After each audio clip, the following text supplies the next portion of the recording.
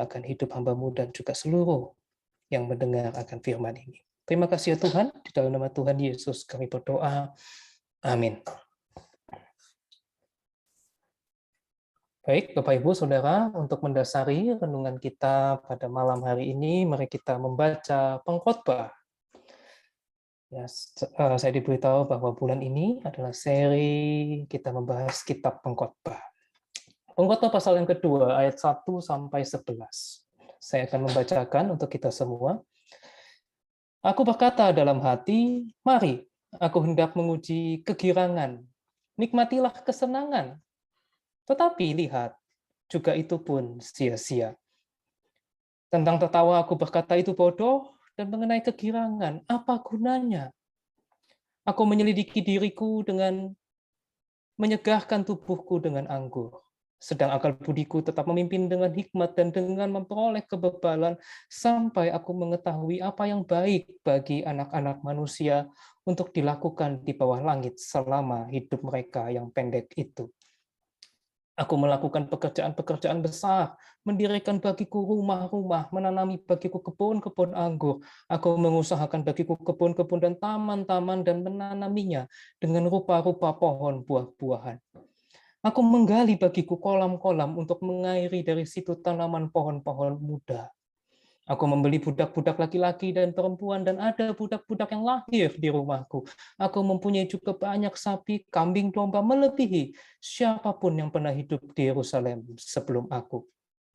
Aku mengumpulkan bagiku juga perak dan emas, harta benda raja-raja dan daerah-daerah. Aku mencari bagiku biduan-biduan dan biduanita-biduanita, dan yang menyenangkan anak-anak manusia, yakni banyak gundik.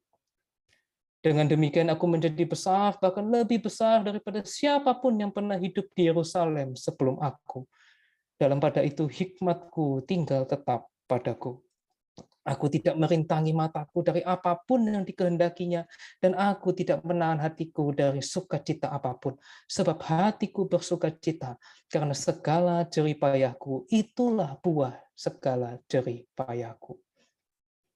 Ketika aku meneliti segala pekerjaan yang telah dilakukan tanganku dan segala usaha yang telah kulakukan, untuk itu dengan jerih payah, lihatlah, segala sesuatu adalah kesia-siaan dan usaha menjaring angin.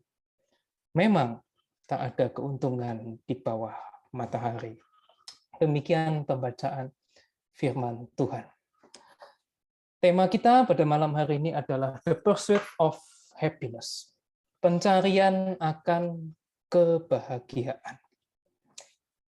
Dalam filsafat dan ilmu pengetahuan, topik kebahagiaan merupakan salah satu topik yang penting dan banyak sekali dibicarakan, ya, bahkan dapat dikatakan seluruh aspek dalam hidup manusia, baik itu sains, ya, ilmu pengetahuan, politik, ekonomi, filsafat, semuanya sebenarnya ujung-ujungnya adalah upaya manusia mencari kebahagiaan.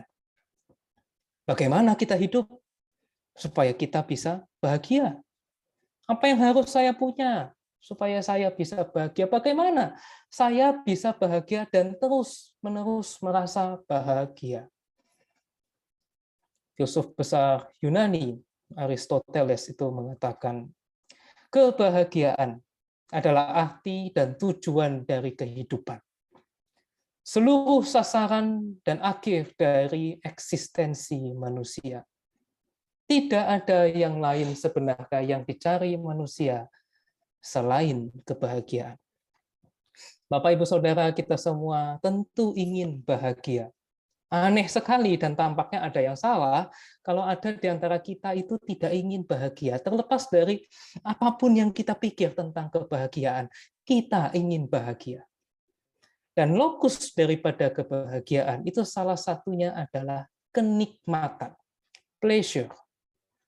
Jadi tidak bisa dihindarkan bahwa kenikmatan itu adalah semacam syarat untuk mencapai kebahagiaan.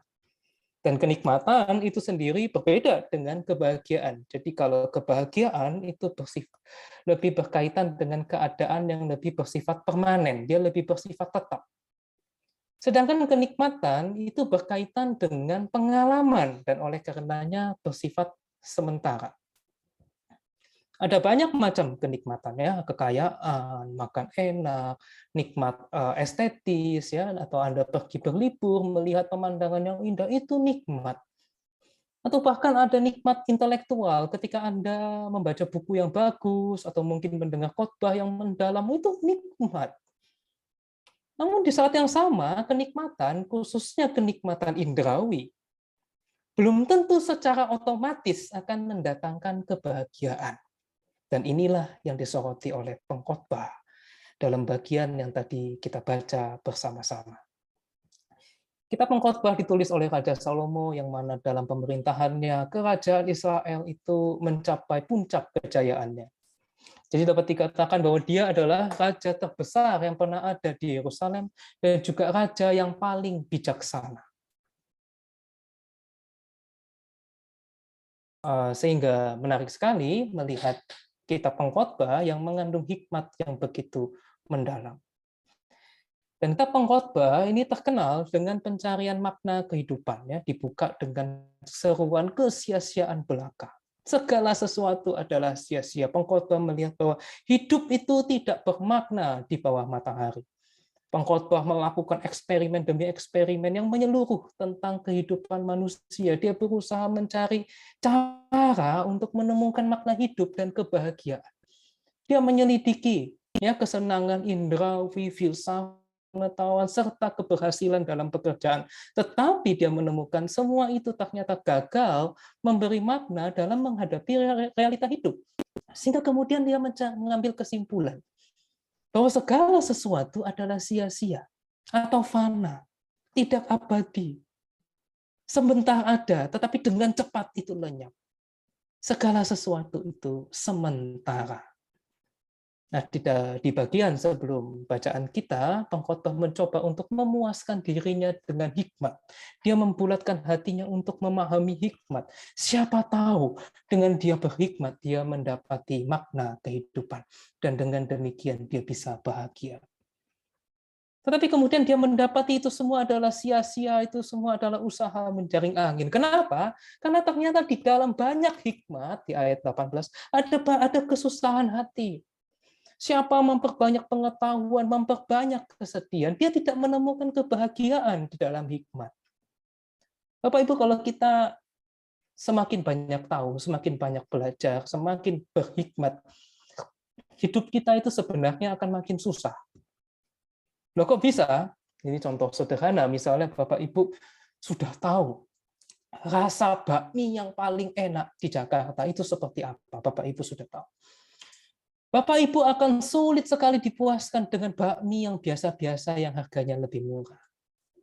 Kenapa? Karena lidah Bapak Ibu sudah tahu ada bakmi yang jauh lebih enak.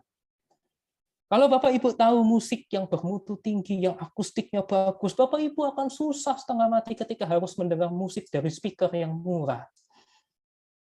Makin kita itu berpengetahuan, makin kita itu berhikmat, sebenarnya makin kita akan menyadari bahwa betapa tidak ideal dan tidak beresnya dunia di sekitar kita. Maka di dalam banyak hikmat ada kesusahan hati. Siapa memperbanyak pengetahuan, memperbanyak kesedihan. Nah, ketika sang pengkhotbah kemudian mendapati bahwa ternyata hikmat dan pengetahuan itu tidak mampu membawanya pada kebahagiaan dan makna hidup, lalu di pasal 2 yang tadi kita baca, dia mencoba mencari kebahagiaan dengan menikmati segala kesenangan dan kenikmatan indrawi, kenikmatan jasmani, kenikmatan yang menyenangkan manusia, yang saya juga yakin menyenangkan Bapak, Ibu, Saudara, dan juga saya. Di ayat yang pertama dia mengatakan, aku berkata dalam hati. Yang berarti dia mengambil tekad, mengambil sebuah resolusi ketetapan dalam hatinya. Mari, aku hendak menguji kegirangan, nikmatilah kesenangan. Jadi dia mau menikmati sesuatu yang secara alamiah itu disenangi oleh manusia. Tapi sebelum dia mencoba pun sebenarnya dia sudah mengambil kesimpulan. Tetapi lihat, itu juga adalah sia-sia, juga itu pun sia-sia. Di ayat 2 dan 3 kemudian dia melanjutkan tentang tertawa, aku berkata itu bodoh mengenai kegirangan. Apa gunanya? Aku menyelidiki diriku dengan menyegahkan tubuhku dengan aku, sedang akal budiku tetap memimpin dengan hikmat. Jadi dengan hikmatnya dia mau menguji menyelidiki, bereksperimen dengan kehidupan, dengan mencoba menikmati kegirangan dan kesenangan dunia. Dia lalu melanjutkan, dan dengan memperoleh kebebalan sampai aku mengetahui apa yang baik bagi anak-anak manusia untuk dilakukan di bawah langit selama hidup mereka yang pendek itu. Jadi tujuan dari eksperimen ini adalah supaya melalui eksperimen tersebut, dia mengetahui apa yang baik bagi manusia di dalam hidup yang singkat, yang sementara ini, yang sia-sia ini.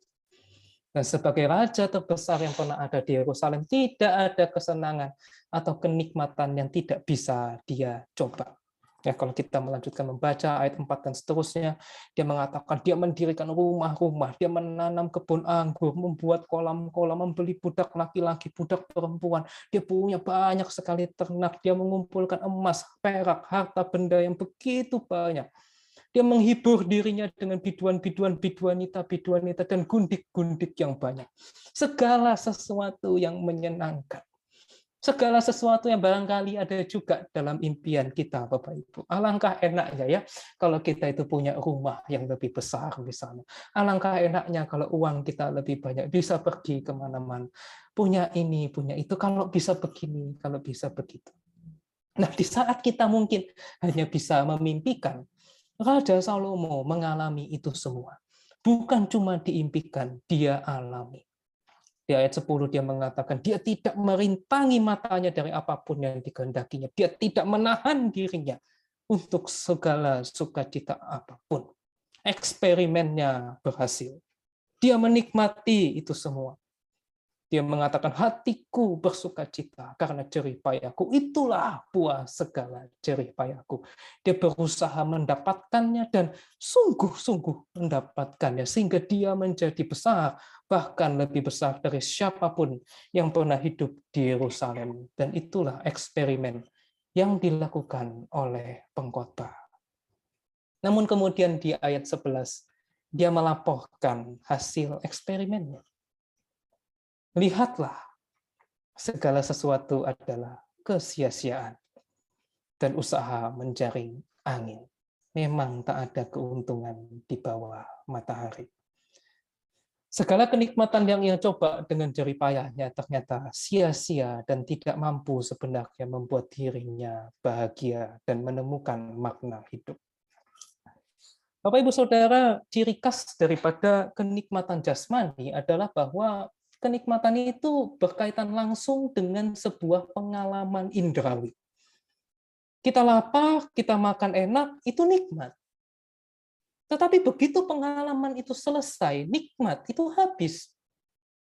Anda mengadakan pesta besar, semua orang senang, tetapi setelah pesta selesai, ya sudah, selesai. Nikmat itu habis. Bapak Ibu, di abad pertengahan itu ada sebuah mitos yang berkembang di Eropa yang disebut Slavenland. Nah, pada waktu itu di Eropa ada banyak orang miskin, korban perang, susah makan, wabah, dan sebagainya. Nah, Slavenland itu adalah tempat impian, di mana kenikmatan itu selalu bisa didapatkan secara instan. Jadi semacam imajinasi orang akan surga. Slavenland. Suatu tempat di mana tidak ada penderitaan, yang ada hanya kenikmatan, dan bisa didapatkan secara instan. Jadi Bapak Ibu sambil duduk tiduran, mau makan ayam goreng akan langsung datang terbang. Wah, seperti yang ada di gambar di slide tersebut. Jadi Anda mau makan buah, ranting-ranting pohon itu akan langsung bergerak menyuapi Anda. Tidak ada penderitaan. Anda bahkan tidak perlu menunggu untuk mendapatkan kenikmatan. Kenikmatan akan menghampiri Anda. Kenikmatan yang intens dan instan. Tapi kemudian orang berpikir, apakah kira-kira orang akan bahagia ya kalau kita bisa begitu? Kita bisa ada di Slavenland. Nah, para pemikir abad pertengahan kemudian mendapati, oh tidak. Tidak, manusia tidak akan bahagia. Karena ternyata kalau kita menjalani hidup yang demikian, maka hidup nggak akan ada artinya. Hidup itu menjadi kosong dan pasti akan sangat membosankan. Bapak Ibu pergi liburan ke Bali. Senang ya nginep di hotel bintang 5, makan enak, tidur enak, lihat pantai, pemandangan bagus tiap hari. Kita lihat betapa liburan kali ini itu menjadi ajang balas dendam karena sudah lama tidak liburan. Wah, senang sekali bisa liburan. Walaupun puncak itu macetnya kayak apa, tetap harus ke sana, tetap harus liburan. Orang rela antri berjam-jam. Yang penting bisa liburan. Liburan itu menyenangkan. Tetapi kenikmatan liburan itu yang enak itu, coba kita jalani terus. 1 bulan, 2 bulan, 3 bulan, 6 bulan, 1 tahun, kita tinggal di hotel mewah, kita pun juga akan bosan. Kita akan dengan mudah merasa bosan. Manusia akan cepat sekali bosan dengan kenikmatan jasmani. Dan itulah kenikmatan Bapak Ibu Saudara. Begitu sementara, begitu cepat hilang. Dan begitu membosankan. Khotbah 1 ayat 8 mengatakan segala sesuatu menjemukan, membosankan, sehingga tidak terkatakan oleh manusia, mata tidak kenyang melihat, telinga tidak puas mendengar. Dan sebagaimana hasil eksperimen dari pengkhotbah di pasal 2 yang sudah kita baca, kenikmatan hidup, kenikmatan indrawi, ternyata tidak mendatangkan kebahagiaan, tidak bermakna, sia-sia, seperti usaha menjaring angin. Lalu bagaimana kita sekarang? Bapak Ibu, jika kita melanjutkan membaca pasal 2 ini, ayat 24 sampai 26, pengkhotbah secara mengejutkan ternyata kemudian mengatakan, tidak ada yang lebih baik bagi manusia daripada makan dan minum dan bersenang-senang dalam jerih payahnya. Aku menyadari, ini pun dari tangan Allah. Ternyata di tengah hidup yang sementara ini, yang sia-sia ini, tidak ada yang lebih baik bagi manusia daripada menikmati hidup dalam jerih payahnya. Kenapa begitu? Karena pengkhotbah kemudian menyadari bahwa bisa menikmati hasil jerih payah, bisa menikmati hidup, itu pun dari tangan Allah. Allah yang memberikan untuk anak-anaknya. Ayat 25, karena siapa dapat makan dan merasakan kenikmatan di luar dia? Bapak Ibu, ada perbedaan antara bisa memiliki dan bisa menikmati.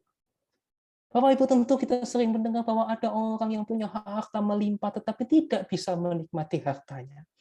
Sekalipun hidupnya mungkin dari luar terlihat nikmat dan bahagia. Sedangkan tidak jarang kita menyaksikan orang yang menurut kita itu berkekurangan justru bisa tidur enak di bawah pohon atau di dalam sebuah becak. Kenikmatan itu adalah pemberian Allah. Sekalipun kenikmatan itu mungkin sifatnya sementara, itu adalah pemberian Allah untuk manusia. Ayat 26, karena kepada orang yang dikenalnya, ia mengaruniakan hikmat, pengetahuan, dan kesukaan. Bapak Ibu, segala hal-hal baik dalam hidup ini adalah dari Allah, pemberian Allah. Dan hanya dapat sungguh-sungguh dinikmati di dalam Allah. Hidup dengan segala kenikmatannya itu betul sia-sia jika kita menjalaninya di luar Allah. Karena kita akan bergantung pada pengalaman-pengalaman indrawi yang sifatnya sementara. Tetapi justru kemampuan untuk menikmati hidup, kemampuan untuk menikmati segala sesuatunya, mendapatkan kebahagiaan yang sejati, hanya bisa kita dapatkan di dalam Allah. Jadi apa yang sekarang harus kita lakukan? Bapak Ibu, solusi dari pengkhotbah di tengah hidup yang sementara dan sia-sia ini adalah nikmatilah hidup di dalam Tuhan. Nikmatilah setiap kesempatan dalam hidup Anda. Bukan kita menikmatinya di dalam dosa, bukan kita menikmatinya hanya dalam rangka memuaskan nafsu kita, tetapi kita menikmati hidup di dalam Tuhan dengan takut akan Tuhan. Karena nikmat itu adalah dari tangan Allah. Nikmati berkat-berkat Tuhan. Betapa Tuhan begitu baik di dalam kehidupan kita. Dan dengan demikian, hidup kita itu penuh ucapan syukur. Dan melalui nikmat itu kita berbahagia. Kita bisa bahagia bukan karena nikmat yang memuaskan panca indera kita, tetapi karena Tuhan. Karena Tuhan begitu baik dalam kehidupan kita. Mazmur 37 ayat yang keempat mengatakan, bergembiralah karena Tuhan, maka Ia akan memberikan kepadamu Apa yang diinginkan hatimu? Di sini bergembira itu sebuah perintah. Kita diperintahkan untuk bergembira, untuk menikmati. Menikmati karena Tuhan, di dalam Tuhan, dan Tuhan akan memberikan apa? Apa yang diinginkan oleh hati kita, yaitu kebahagiaan. Kebahagiaan sejati. Bukan sekedar kenikmatan yang sementara, tetapi kenikmatan yang membawa pada kebahagiaan. Karena kita dipenuhi dengan rasa syukur kepada Tuhan dan rasa cukup. Bapak Ibu, setiap momen yang indah dalam hidup kita adalah pemberian Tuhan. Maka mari kita menikmatinya dengan takut akan Tuhan, dengan ucapan syukur. Kesempatan untuk berlibur, berkumpul dengan keluarga, nikmati. Kesempatan untuk menikmati makan enak, kita menikmati bersama dengan orang-orang yang kita cintai, nikmati. Prestasi atau pencapaian yang kita dapatkan, nikmati itu semua di dalam Tuhan.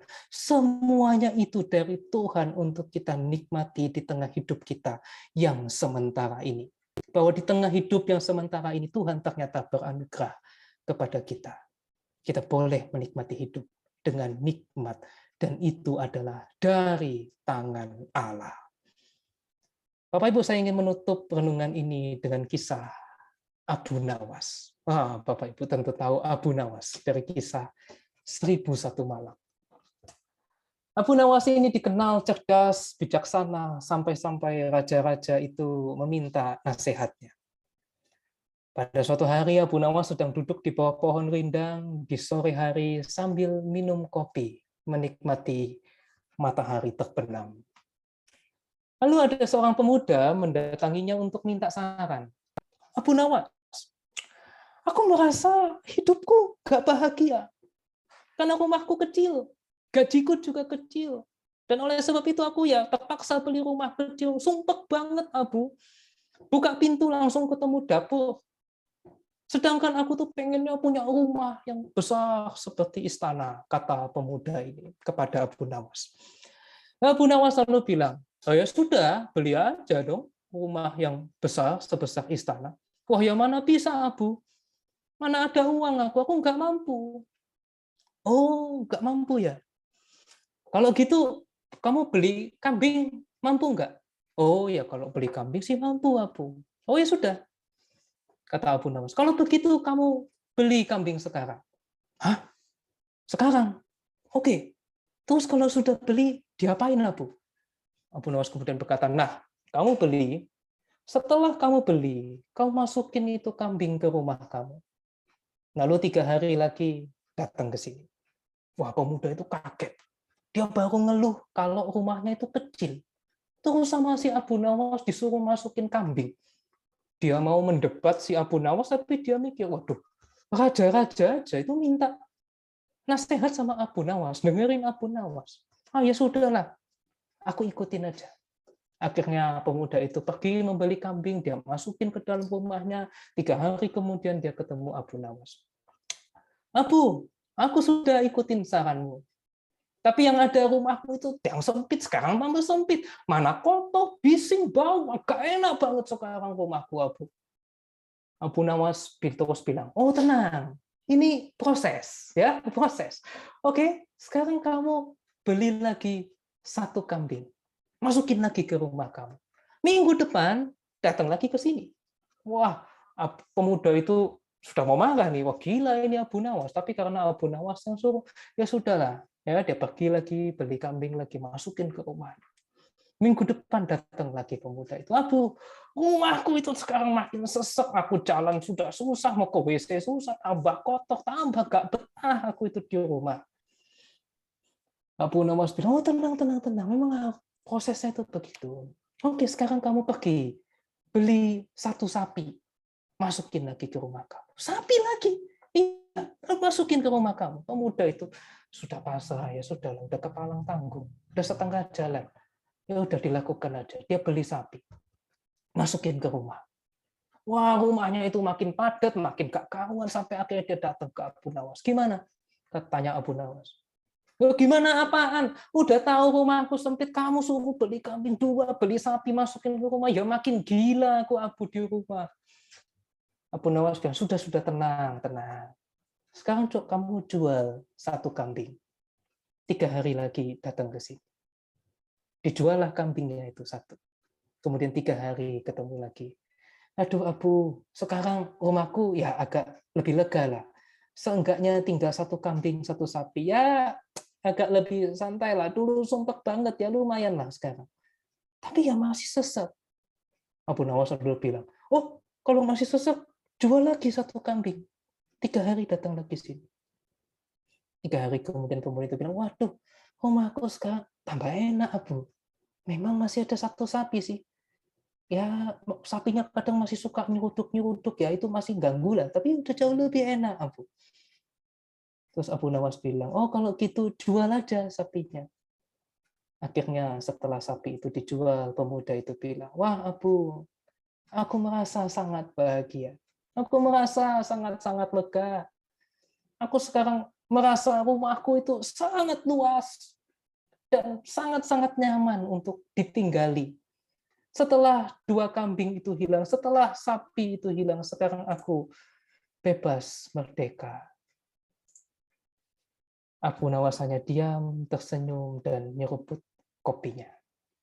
Bapak Ibu, kenikmatan yang mendatangkan kebahagiaan itu bukan didapatkan dengan pemenuhan hasrat dan keinginan kita.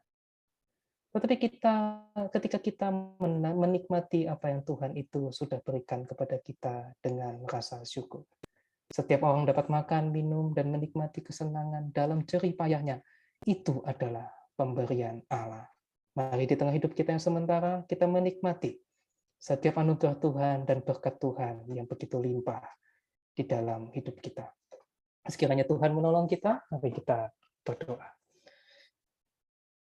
Tuhan, kami bersyukur bahwa di tengah hidup kami yang sementara, ada tangan-Mu yang selalu memberi kepada kami hal-hal baik, untuk boleh kami syukuri, untuk boleh kami nikmati di dalam Engkau. Tuhan, ampuni kami jikalau kami masih mencoba untuk mencari kebahagiaan dengan pemenuhan nafsu kami. Padahal kebahagiaan sejati bisa kami dapatkan di dalam Engkau. Tuhan, tolong kami, tolong masing-masing dari kami. Terima kasih ya Tuhan, di dalam nama Tuhan Yesus kami berdoa. Amin.